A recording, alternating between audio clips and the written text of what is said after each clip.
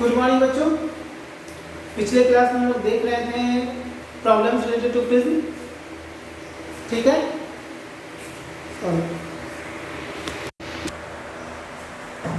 Good morning बच्चों। पिछले class में हम लोग देख रहे थे प्रॉब्लम्स रिलेटेड टू प्रिज्म। उसी में आज लास्ट प्रॉब्लम बता दे रहे हैं। इसके बाद सिर्फ अब एक एक्सरसाइज बचेगा हम लोगों को पढ़ाने के लिए, बताने के लिए। Refraction through curve surfaces. Optical instrument यदि छोड़ दिया जाए तो वो लास्ट एक्सरसाइज होगा, ठीक है। देखिए क्वेश्चन क्या है सो बताते हैं।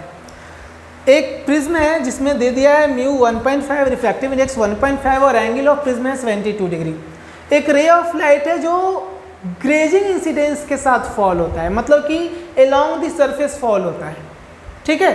तो आपको बताना है कि एंगल ऑफ इमरजेंस क्या है यहाँ पर, यानी I2 पता करना है, और दूसरा डेविएशन प्रोड्यूस्ड बाय प्रिज्म बताना है, ठीक है। तो देखिए जब भी प्रिज्म का प्रॉब्लम आता है तो बार बार कहते हैं दो फार्मूला यूज करना है और उसके बाद स्नेल्स का यूज करना है। वो दो फार्मूला क्या है? डेविएशन का फार्मूला ये I1 प्लस I2 माइनस ए और A equal to R1 plus R2, और एक मिनिमम डेविएशन होता है mu equal to sine A plus delta mean by 2 और साइन A बाई 2। ये तीन फार्मूला आपको याद रखना है मेनली, ठीक है। तीन फार्मूला, उसके बाद बाकी इससे ज़्यादा कुछ करना है, कुछ सोचना है तो बस स्नेल्स लॉ लगाना है इन दो फेसेस पे, यहाँ और यहाँ। इससे ज़्यादा प्रिज्म में कुछ भी सोचने की ज़रूरत नहीं है। देखिए इसी कॉन्सेप्ट का, इतना ही कॉन्सेप्ट का यूज करके हम बनाएंगे अभी, ठीक है। तो देखिए क्या है क्वेश्चन में दे रखा है ग्रेजिंग इंसिडेंस, मतलब I1 इक्वल टू 90 डिग्री। तो R1 कैलकुलेट कीजिएगा तो वो थीटा सी के बराबर होगा। कैसे देख लीजिए। Apply Snell's law at the first surface। क्या मिलेगा हमें? 1 into sine I1 equal to mu into sine R1। ये साइन I1 यानी sine 90 degree equal to mu into sine R1। हमें साइन 90 की वैल्यू क्या पुट करनी? 1, और म्यू इधर आ जाए तो 1 बाई म्यू हो जाएगा। तो sine R1 equal to 1 by mu हो गया, यानी कि R1 equal to sine inverse 1 by mu. इसी को ना कहते हैं थीटा सी। बताइए क्रिटिकल एंगल का फॉर्मूला तो यही होता है, यानी कि ये हो जाएगा R1 equal to sine inverse mu का वैल्यू 1.5 यानी 3/2, ये 2/3 आ जाएगा, यानी R1 लगभग बराबर हो गया 42 डिग्री। साइन इनवर्स 2/3 की वैल्यू लगभग होती है 42 डिग्री के करीब, ठीक है। चलिए उसके बाद लिखेंगे also R1 plus R2 equal to A होता है। तो R1 यहाँ कितना है? R1 है यहाँ पर 42 डिग्री, R2 हमें पता करना है, A कितना है 72 डिग्री, तो R2 हो जाएगा 30 degree, right. Again apply Snell's law, Snell's law at second face या सेकेंड सरफेस। तो मिलेगा mu into sine R2 equal to 1 into sine I2। Mu कितना है जी? म्यू है 3/2। साइन R2 मतलब कि साइन कितना? साइन R2 मतलब साइन R2 मतलब कि साइन 30 डिग्री, ठीक है। ये क्या चला जाएगा? साइन I2, ठीक है। यानी कि हम लिखेंगे साइन I2 इक्वल टू 3/4। तो साइन कितना डिग्री 3/2 होता है जी? 3/4 होता है। ये लगभग पहुंचता है 48 डिग्री के करीब, ये 48 और 49 के बीच में जाता है, इतना साइन इनवर्स 3/4 हम 48 पर सॉल्व कर दे रहे हैं, ठीक है। तो ये हो गया हमारा I2, और यही पूछा जा रहा था, find the angle of emergence, also find the angle of deviation. तो डेविएशन देखिए क्या होता है। डेविएशन का फॉर्मूला होता है I1 प्लस I2 माइनस ए। तो I1 कितना है यहाँ पर? 90 डिग्री। I2 कितना है? 48 डिग्री। A कितना है? 72 डिग्री। बस सॉल्व कर लीजिए। तो 90 में से 72 घटा तो कितना होता है जी? 18। 18 और 48 कितना हो गया? 56, और 10 66 डिग्री हो गया डेविएशन, 66 डिग्री। यही हो गया आंसर। देखिए कोई फार्मूला मैंने ज़्यादा यूज किया, डेविएशन का एक फार्मूला यूज किया, R1 plus R2 equal to A use किया, उसके बाद स्नेल्स लॉ लगाया मैंने दो सरफेस पे, इससे ज़्यादा कुछ नहीं मैंने किया। तो प्रिज्म में बस इतना ही करना है हर साथ, सारे क्वेश्चन में लगभग यही टाइप रहता है, इससे ज़्यादा नहीं रहता है। तो ये प्रिज्म ख़त्म हो गया हमारा, दी एंड। अब आप लोग क्या कीजिएगा, एम करीम में एक एक्सरसाइज है रिफ्रैक्शन थ्रू प्लेन सरफेसेस, वो आप पूरा बनाइए। डाउट होता हो हमसे व्हाट्सएप पे या कॉल पे क्वेश्चन पूछ लीजिए, नंबर पता करना हो स्कूल से पता चल ही जाएगा, ठीक है, कॉल पे, क्योंकि जो व्हाट्सएप मेरे पास है वो तो किसी के पास नंबर नहीं होगा वो, ठीक है। तो ठीक है, रिफ्रैक्शन थ्रू प्लेन सरफेसेस नाम का एक्सरसाइज है करीम में, वो बनाइए। और जो आप लोगों को डीपीएस से दिया गया, डीपीएस 1, डीपीएस 2, एआईपीएमटी पैटर्न, उसमें से सारे में से आपको रिफ्रैक्शन थ्रू प्लेन सरफेसेस के क्वेश्चंस खोज कर बनाइए। जरूरी नहीं कि सारे क्वेश्चन आप बनाओ, लेकिन खोज कर बनाना है आपको। रिफ्लेक्शन और रिफ्लेक्शन भी पूरा हो चुका है, और रिफ्रैक्शन में प्लेन सरफेस पूरा हुआ है, तो प्लेन सरफेस से क्वेश्चन बनाइए, लेंस वगैरह नहीं, ठीक है। तो इतना वीडियो रोक कर आप नोट कर लीजिए।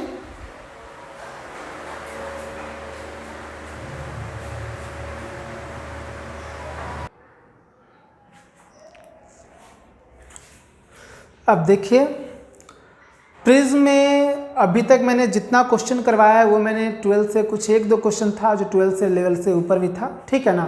12th लेवल पे आप फोकस करना चाहते हो तो सिर्फ 3 टॉपिक फोकस कीजिए। एक डेरिवेशन देख लीजिएगा डेविएशन का, ठीक है। दूसरा इसका डेरिवेशन जो मोस्ट इंपॉर्टेंट है, सबसे ज़्यादा है और अक्सर पूछा जाता है, ठीक है, मिनिमम डेविएशन और म्यू में रिलेशन, ठीक है। इंक्लूडिंग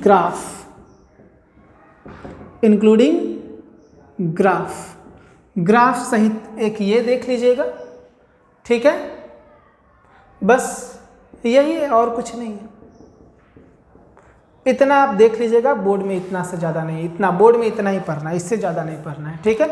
और इससे रिलेटेड न्यूमेरिकल्स पढ़ने, इससे ज़्यादा नहीं पढ़ने। और एक बात याद रखिएगा, जब कोई प्रिज्म को हम हवा में रख के किसी मीडियम में डुबाते हैं तो यहाँ म्यू की जगह म्यू रिलेटिव लेते हैं, refractive index of prism with respect to medium ले लेते हैं, ठीक है। हवा रहते हैं तो यहाँ पर म्यू का इसका एब्सोल्यूट जो रिफ्रैक्टिव इंडेक्स है वो लिख देंगे, लेकिन यदि किसी मीडियम में डुबाते हैं तो relative refractive index of prism लेते हैं with respect to medium surrounding, ठीक है। इतना करना है आपको, प्रिज्म में इतना ही आपको देखना है, इससे ज़्यादा मत देखिए, बोर्ड पे फोकस करना है तो, ठीक है। चलिए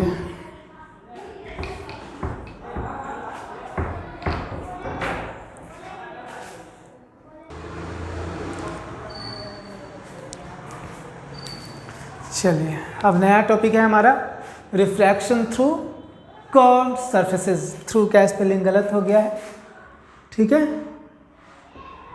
थ्रू कर्व्ड सरफेसेस। देखिए अभी तक जितना भी टॉपिक हम पढ़ाए हैं लाइट में, उसमें से सबसे ज़्यादा इम्पॉर्टेंट ये टॉपिक है, और ज्योमेट्रिकल ऑप्टिक्स से यदि क्वेश्चन पूछता है तो सबसे ज़्यादा संभावना बनती है कि वो इसी टॉपिक से पूछेगा, ठीक है।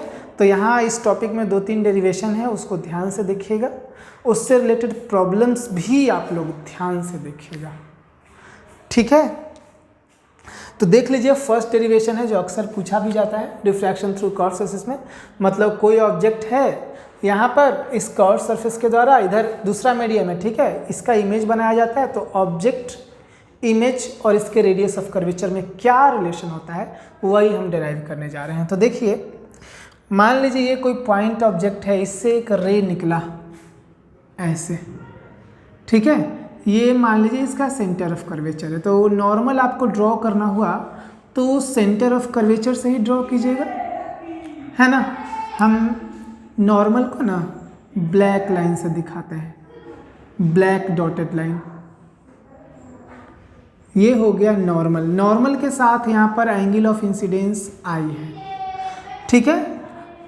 अब ये जो है मान लीजिए डेंसर है, तो ये नॉर्मल की तरफ मुड़ जाएगा और फाइनली यहाँ पर प्रिंसिपल एक्सिस पे इमेज बना देगा। ये पोल है, ये पॉइंट M मान लीजिए, यहाँ से यहाँ P और C के बीच का डिस्टेंस रेडियस ऑफ कर्वेचर कहलाता है, ये इमेज डिस्टेंस कहलाता है और ये ऑब्जेक्ट डिस्टेंस कहलाता है। ठीक है, तो हम U, V और R में अभी रिलेशन इस्टेब्लिश करेंगे। ठीक है ना, रिफ्रैक्टिव इंडेक्स इधर μ1 है, उधर μ2 है। तो देखिए कैसे करेंगे। तो देखिए यहाँ भी हम लोग स्नेल्स लॉ ही यूज करेंगे। ठीक है, μ1 sin I equal to μ2 sin R, यानी हमें I और R ये हमको कैलकुलेट करना है किसके टर्म में, अल्फा, बीटा और गामा के टर्म में। ये I और R से स्नेल्स लगाने के लिए I और R की जरूरत होती है। μ1 sin I equal to μ2 sin R, तो I और R हम पता करेंगे अल्फा, बीटा और गामा के टर्म में। ये तीनों लाइन जो बना रहे हैं प्रिंसिपल एक्सिस के साथ, वो अल्फा है, बीटा है और गामा है। ठीक है, और एजम्पशंस यहाँ पर ये है कि ये जो फार्मूला हम डिराइव करने जा रहे हैं वो नॉर्मल व्यू के लिए, यानी कि रेज जो होने चाहिए वो पैरेक्सियल होना चाहिए, यानी कि स्मॉलर एंगल ऑफ इंसिडेंस होना चाहिए। एजम्पशन देखिए, एजम्पशन है all the rays are paraxial. ठीक है, लेट आई क्या है, एंगल ऑफ इंसिडेंस, ये आप खुद से लिखिएगा। आर क्या है, एंगल ऑफ रिफ्रैक्शन। μ1 क्या है, refractive index of the medium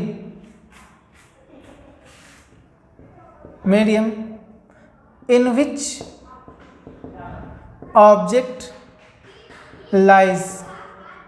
μ2 क्या है, refractive index of the medium in which raise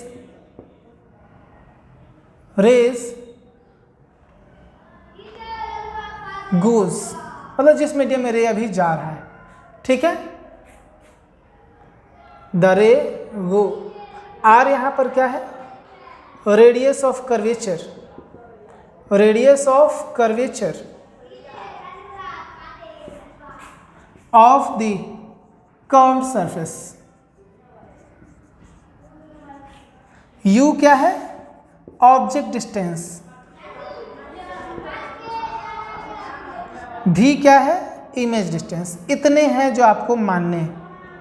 ठीक है, ये लिख लीजिएगा, खुद से डिराइव कीजिएगा तो ठीक है ना। अब देखिए हम डिराइव करने जा रहे हैं, ध्यान से देखिए। पहले हम क्या करते हैं, आई पता करते हैं, तो लिखते हैं in triangle OMC, in triangle OMC आई क्या है जी, आई एक्सटीरियर एंगल है तो अल्फा प्लस बीटा होगा, कारण इसका exterior angle of the triangle. ये इक्वेशन फर्स्ट हो गया। अब आर चाहिए, आई तो पता हो गया ना अल्फा और बीटा के टर्म में। आर देखिए क्या होगा, in triangle MCI, in triangle MCI beta equal to क्या होगा, बीटा एक्सटीरियर एंगल है तो आर प्लस गामा, कारण क्या है, यही है exterior angle of the triangle. उसके बाद आर क्या हो जाएगा, आर हो जाएगा बीटा माइनस गामा। ये हो गया इक्वेशन सेकंड। अब इतना करने के बाद स्नेल्स लॉ लगा दीजिए, आई और आर तो पता हो ही गया। ठीक है, इतना कीजिए, स्नेल्स लॉ लगाइए, अल्फा को लिखिए MP/U माइनस साइन के साथ। ठीक है, सॉल्व हो जाएगा। इसको हम मिटा दे रहे हैं, ये जो एजम्पशंस थे ये सब जो लेट किए हुए थे।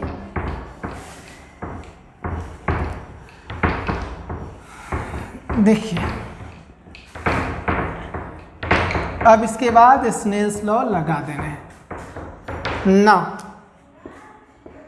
From Snell's law μ1 sin I equal to μ2 sin R।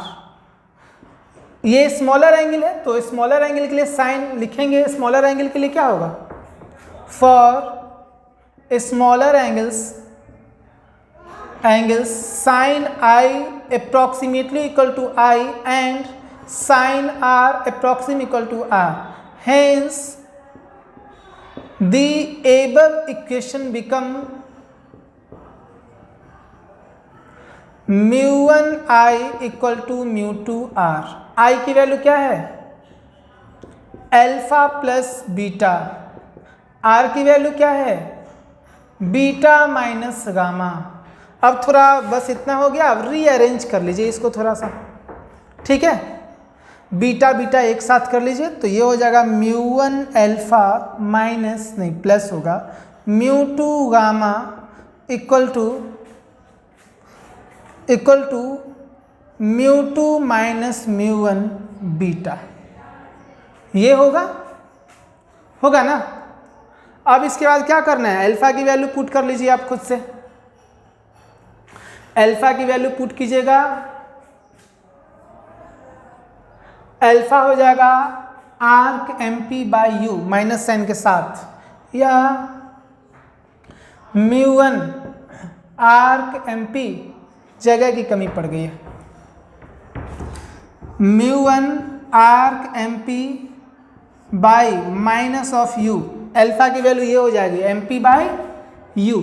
Alpha जो होता है ना theta equal to L by R, arc MP by u sign सहित लेंगे, ठीक है. प्लस mu2 गामा की वैल्यू क्या होगी? गामा ये है ना MP by v plus sign के साथ, MP by v equal to mu2 minus mu1. mu2 minus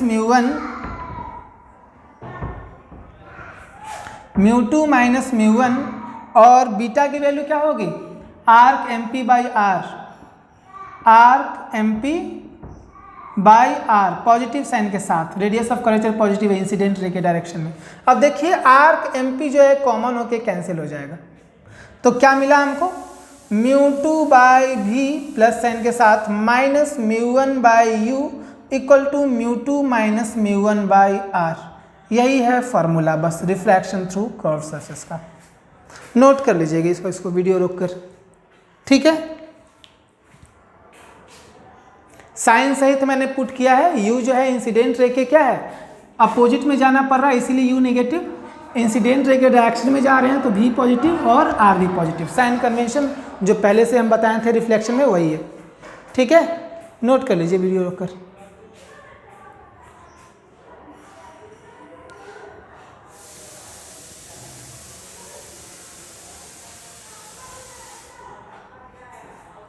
ठीक है. शुरुआत यहां से हुआ है, पहले इधर फिर इधर फिर इधर, ठीक है. वीडियो रोकिए, नोट कीजिए.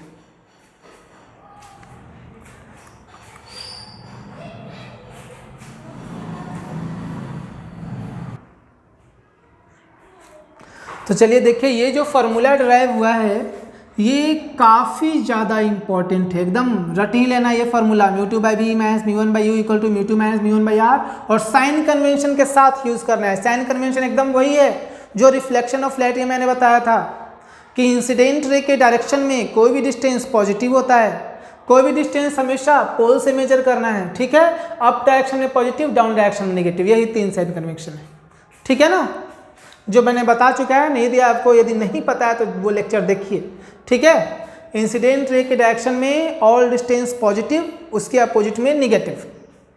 अब एक्सप्रेशन फॉर मैग्निफिकेशन देखिए तो लेंस फॉर्मूला में बचपन में आप पढ़े होंगे 10th में. लेंस फॉर्मूला मैग्निफिकेशन क्या था? v बाई यू था ना, यानी कि इसका डिनोमिनेटर का रेशियो. यहाँ भी वही करना है. इसका जो डिनोमिनेटर है इसका यहाँ पर पहले 1 रख देना है, 1 करना है. यहाँ पे 1 था ना तो इसको भी 1 करना है. तो फ्रॉम दिस एक्सप्रेशन क्या लिखेंगे इसको? 1 by v by mu2 minus 1 by u by mu1 equal to something है कांस्टेंट जो भी है. तो इसमें 1 बाई यहाँ पर 1 के बटा में जो था, इसके 1 के बटा में जो था, उन दोनों का रेशियो था ना जी. यहाँ भी वही करना है, मैग्निफिकेशन पता करना है. तो v by mu2 divided by u by μ1 होगा, मतलब कि v बाय u और ये हो जाएगा μ1 बाय μ2। इतना आपको सोचना नहीं है कि मैंने कंपैरिजन करके ही क्यों बताया, प्रूफ क्यों नहीं करवाया, तो उतना आपको नहीं सोचना है। बोर्ड में ये मैग्निफिकेशन नहीं पूछता है, ठीक है। मैग्निफिकेशन का सिर्फ आप ये फार्मूला याद रखिए कि रिफ्रैक्शन थ्रू कर्व सरफेस से रिलेटेड जब भी मैग्निफिकेशन पूछेगा तो ये होगा v बाई यू μ1 बाई μ2, और ये मैंने कंपैरिजन करके डिराइव किया है, ठीक है। ऐसे मैंने डिराइव नहीं किया, बस कंपैरिजन कर लिया यहाँ से, और कुछ नहीं है, ठीक है। नोट करना चाहेंगे तो कर सकते हैं, ठीक है, कर लीजिए। ये एक्सप्रेशन फॉर मैग्निफिकेशन है, ठीक है। कंपेयरिंग विद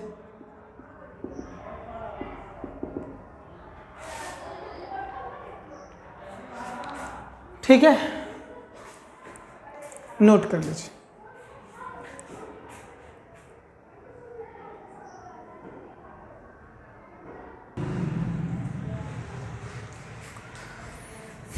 चलिए अभी जो हमने डिराइव किया है फॉर्मूला, उससे रिलेटेड क्वेश्चन देखते हैं तो थोड़ा ज़्यादा क्लियर हो जाएगा फॉर्मूला, ठीक है, कि कैसे अप्लाई करना है फॉर्मूला को।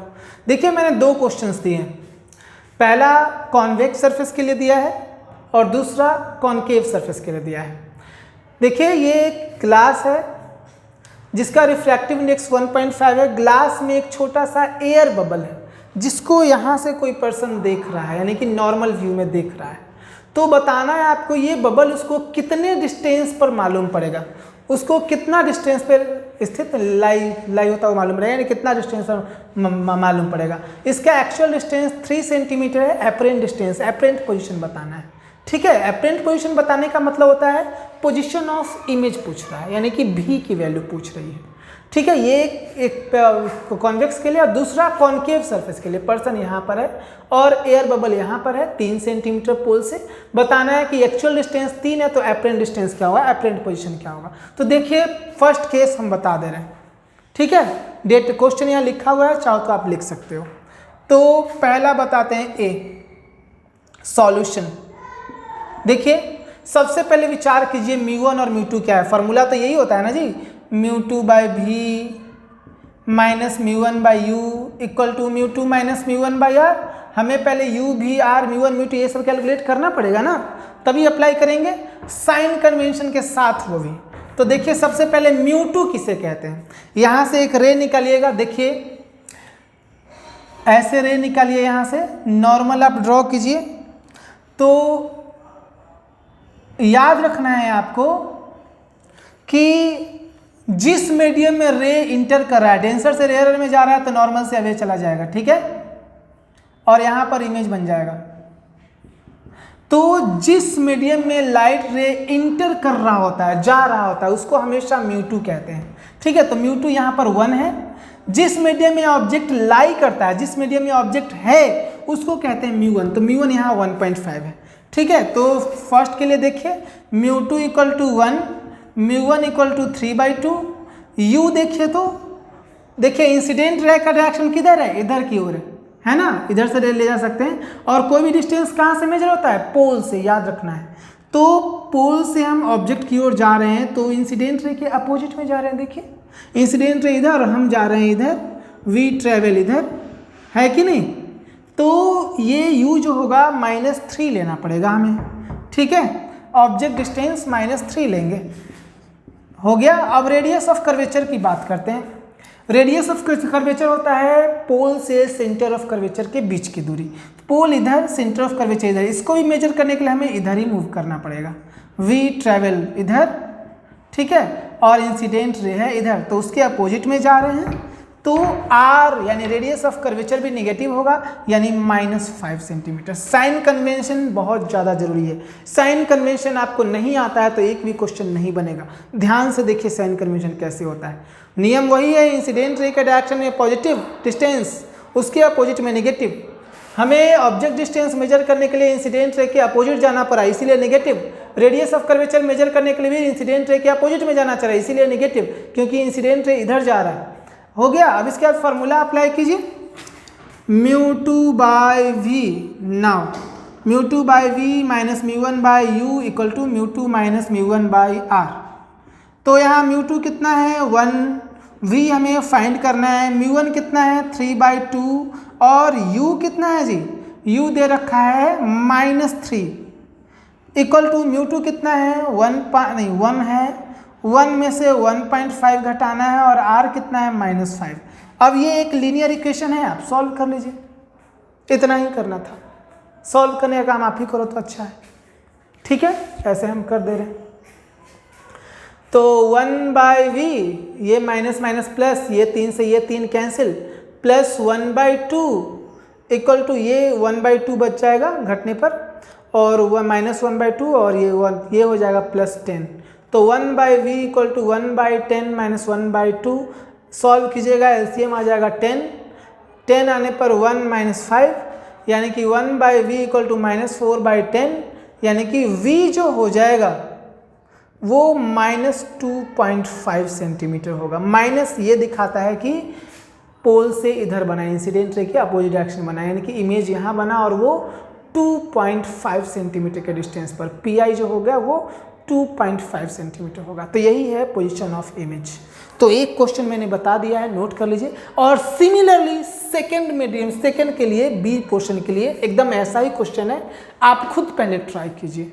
हम तो खैर बता रहे हैं, लेकिन ज़्यादा आपको अच्छे से समझना है तो आप पहले एक बार खुद से ट्राई कर लीजिए। साइन कन्वेंशन के साथ पहले वैल्यूज लिखिए, फिर आप सॉल्व कीजिए, ठीक है। नोट कर लीजिए वीडियो को रोककर।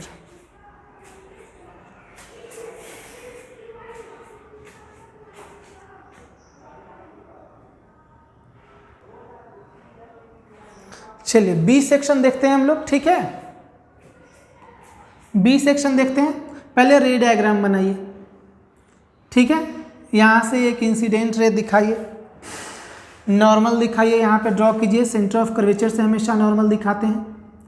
अब ये डेंसर से जा रहा है एयर में, रेयरर में, तो नॉर्मल से अवे जाएगा, यानी कि ये ऐसे चला जाएगा, ठीक है। नॉर्मल इधर है तो ये नॉर्मल से अवे जाएगा, ऐसे चला जाएगा, यानी कि इधर की ओर इसका बन जाएगा इमेज, यानी कि इधर ही बना इमेज रे डायग्राम के अकॉर्डिंग। इंसिडेंट रे इधर हुआ इंसिडेंट रे, ठीक है। ऑब्जर्वर इधर है। तो अब देखिए, तो रेडियस ऑफ कर्वेचर, ये पोल है और ये सेंटर ऑफ कर्वेचर है, तो ये डिस्टेंस r है, तो इंसिडेंट रे के पॉजिटिव डायरेक्शन में जा रहा है ना जी। इंसिडेंट रे इधर और p से c की ओर जाएंगे तो r यहाँ पर क्या हो जाएगा, r यहाँ पे पॉजिटिव हो जाएगा, क्योंकि कोई भी डिस्टेंस जो इंसिडेंट रे के डायरेक्शन में है वो उस डायरेक्शन में हम जाएंगे तो हमेशा पॉजिटिव होगा, तो r पॉजिटिव हो जाएगा। उसके बाद u कैलकुलेट करने के लिए p से o की ओर जाएंगे ना, तो u हो जाएगा नेगेटिव। और इसी प्रकार भी, तो हमें खैर अभी बताने की जरूरत नहीं है, नेगेटिव वो ऑटोमेटिक आ जाएगा, u यहाँ पर नेगेटिव हो जाएगा। तो देखिए क्वेश्चन नंबर बी के लिए सबसे पहले तो μ1 देखिए, जिस मीडियम में ऑब्जेक्ट है μ1 यानी 3/2, μ2 1 हो जाएगा, u जो हो जाएगा वो आ जाएगा कितना -3 सेंटीमीटर। रेडियस ऑफ कर्वेचर क्या हो जाएगा +5 सेंटीमीटर। नाउ फ्रॉम फॉर्मूला क्या μ2 by v minus μ1 by u equal to μ2 minus μ1 by r। क्या कीजिए, μ2 पुट कीजिए, 1/v माइनस μ1 3/2 है और u की वैल्यू कितनी है -3, μ2 कितना है 1 - 1.5 और रेडियस ऑफ कर्वेचर 5 + 5। सॉल्व कीजिएगा, ये 3 से 3 कैंसिल हो गया, कैंसिल खुद से कर लीजिएगा, कर ही देते हैं।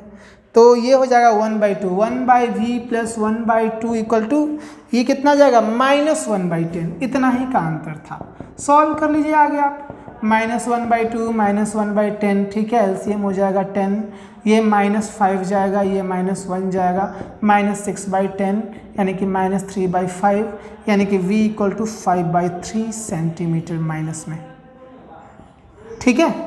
ये होगा, यानी कि ये हो जाएगा 1.667 centimetre from the pole of the surface.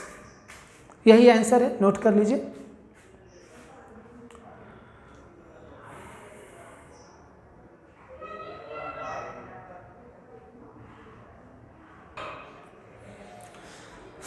देखिए हमारा दूसरा क्वेश्चन इसी से एकदम फार्मूला बेस्ड क्वेश्चन है। ठीक है, क्वेश्चन क्या है सो देखिए, एक थीन स्फेरिकल बॉल है, वाटर से भरा हुआ है, वाटर का रिफ्रैक्टिव इंडेक्स पता है आपको 4/3, सेंटर सी से 4 सेंटीमीटर की दूरी पर यह फिश रखा हुआ है। इस फिश को 2 ऑब्जर्वर देख रहा है, एक ऑब्जर्वर का नाम दिए हैं ई और दूसरे ऑब्जर्वर का नाम दिए हैं हम एफ। तो इन दोनों ही ऑब्जर्वर को ये फिश कहाँ पर दिखेगा ये बताना है, अपरेंट पोजीशन बताना है। ठीक है, बनाइए, पहले आप बनाइए फिर मेरा सॉल्यूशन देखिए, आपके लिए ज़्यादा बेहतर होगा। ठीक है, हम बता रहे हैं, एक बता दे रहे हैं, ऐसे नहीं भी आया तो एक देख लीजिए, दूसरा वैसे ही बनाना। हम बात करते हैं फॉर ऑब्जर्वर ई। पहले आप इंसिडेंट रे दिखाइए, ये इसका पोल हो गया, यहाँ से रे ऐसे चलेगा, नॉर्मल आप यहाँ से ड्रॉ कीजिए।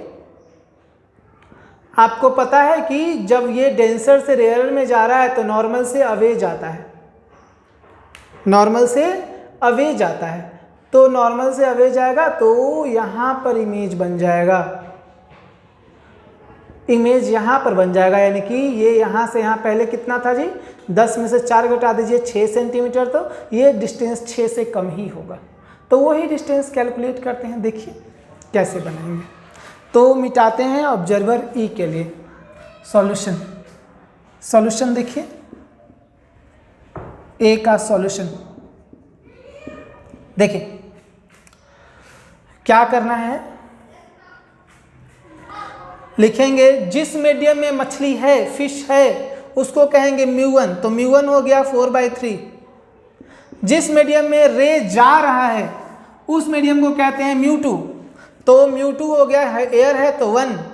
u की वैल्यू, डिस्टेंस कहाँ से मेजर करना है, पोल P से, इंसिडेंट रे इधर और हमको मेजर चलना होगा इधर, यानी इंसिडेंट रे के अपोजिट में, तो u हो जाएगा नेगेटिव में 6 सेंटीमीटर। ठीक है, सेंटर से 4 है और ये यहाँ से सेंटर 10 है, तो ये 6 हो जाएगा। ठीक है, तो u हो जाएगा 6 सेंटीमीटर। रेडियस ऑफ कर्वेचर देखिए, सेंटर से हम P से C की ओर चलेंगे, इंसिडेंट रे इधर, इधर हुआ इंसिडेंट रे, इंसिडेंट रे, और हम लोग r के लिए चल रहे हैं इधर, तो r क्या हो जाएगा, नेगेटिव, तो r हो जाएगा हमारा -10 सेंटीमीटर। हो गया। Now from formula, from formula μ2 by v minus μ1 by u equal to μ2 minus μ1 by r। Value put कीजिए, μ2 1 भी पता करना है, माइनस μ1 कितना है 4/3, इंटू में u कितना है जी -6, μ2 कितना 1 minus 4/3 divided by radius of curvature कितना -10। लीनियर इक्वेशन है, भी में सॉल्व कर लीजिए, सॉल्व करने का काम आप खुद कीजिए, ऐसे हमको तो करना ही है। ये प्लस हो जाएगा, ये कटेगा 2 बार में 3 बार में, तो प्लस 2/9 काटना खुद है आपको, ये घटेगा 1/3 बचेगा, 1/30 हो जाएगा। 1/v equal to 1/30 minus 2/9, LCM कितना हो जाएगा 90, ये 3 टाइम्स और ये 10 टाइम्स यानी 20 हो जाएगा, ये 10 टाइम्स जाएगा, तो यानी कि भी जो हो गया वो 90/17 माइनस साइन के साथ, जो लगभग आएगा 17/85, यानी कि 5 पॉइंट समथिंग, 6 से कम है ना, 5 पॉइंट समथिंग आएगा। माइनस माइनस ये दिखा रहा है कि इंसिडेंट रे के अपोजिट में, यानी पोल के इधर बना है। ठीक है, ये हो गया हमारा आंसर। दूसरा भी ऐसे ही बनाना है, बनाइए, नोट कर लीजिए इसको वीडियो रोककर।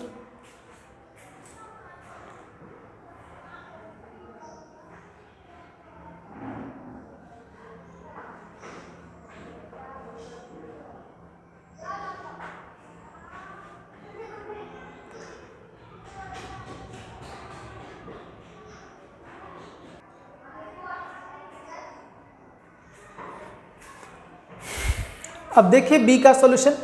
पहले तो आप रे डायग्राम ड्रॉ कीजिए, इस ऑब्जर्वर को देखना है ना, जब ये ऑब्जर्वर को देखना है तो यहाँ से आप इंसिडेंट रे को इधर ले जाइए। ठीक, उसके बाद सेंटर से आप पहले नॉर्मल ड्रॉ कीजिए, सेंटर से आप नॉर्मल ड्रॉ कीजिए। डेंसर से रेयरर में जा रहा है तो नॉर्मल से ये अवे जाएगा, जब नॉर्मल से ये अवे जाएगा तो इसका डायरेक्शन कुछ इधर था, ऐसे चला जाएगा थोड़ा सा और पीछे इमेज बन जाएगा, यानी इधर की ओर कहीं बनना है। ठीक है, तो देखिए पोल इस बार इधर होगा, आर हमारा इधर हो गया, तो आर इंसिडेंट रे के अपोजिट में चला गया ना, इंसिडेंट रे तो इधर है, इंसिडेंट रे इधर है, तो आर जो हो जाएगा वो नेगेटिव हो जाएगा। ठीक है, और आर की वैल्यू आ जाएगी हमारी -10 सेंटीमीटर। यू जो होगा, यू भी नेगेटिव होगा। ठीक है, तो सबसे पहले लिखेंगे बी का सॉल्यूशन। μ1 जिस मीडियम में ऑब्जेक्ट है वो μ1 होता है 4/3। ठीक है, μ2 जिस मीडियम में रे जा रहा है दूसरे मीडियम में उसको कहते हैं μ2, तो μ2 यहाँ पे 1 होगा, हवा में जा रहा है। तो u की वैल्यू, ऑब्जेक्ट डिस्टेंस यहाँ से यहाँ 10 है जी, यहाँ से सेंटर है 10 और 4 14 हो जाएगा। ठीक है, तो u की वैल्यू हो जाएगी यहाँ से यहाँ, यानी कि u = 14 centimetre with negative sign, u = -14 centimetre, centre -14 centimetre. यहाँ से यहाँ सेंटर 10 है और 10 से ये ऑब्जेक्ट जो है 4, तो 10 और 4 14 हो गए ना, नेगेटिव होगा। रेडियस ऑफ कर्वेचर देखिएगा तो negative -10 centimetre. Now from formula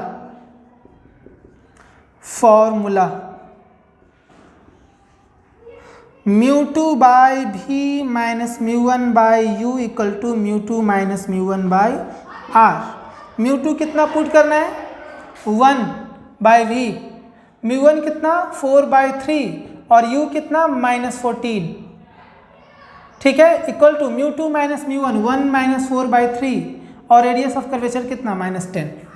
1/v plus ये कितना 2 और 7 से कटेगा ये जी, ये 7 टाइम्स ये 2 टाइम्स ये हो जाएगा, प्लस 2/21 इक्वल टू फिर से ये वही आ जाएगा 1/30। तो 1/v = 1/30 माइनस 2/21, एलसीएम हो जाएगा इसका कितना जी 210, ये 7 टाइम्स माइनस ये 10 टाइम्स, तो भी हमारा सॉल्व हो जाएगा -210/13। ये करीब करीब आंसर जाएगा कितना 13 × 130 और ये कितना 70 13 × 6 = 78, यानी 16 के करीब करीब आंसर जाएगा। 16 के करीब करीब का मतलब क्या, इधर ही कहीं बना, ये 14 था उससे पीछे ही बनेगा, ये 16 के करीब करीब आंसर जाएगा। ठीक है, बस इतना ही था, नोट कर लीजिए। आज बस इतना ही रहने देते हैं आज के लिए। Thank you, note it down please.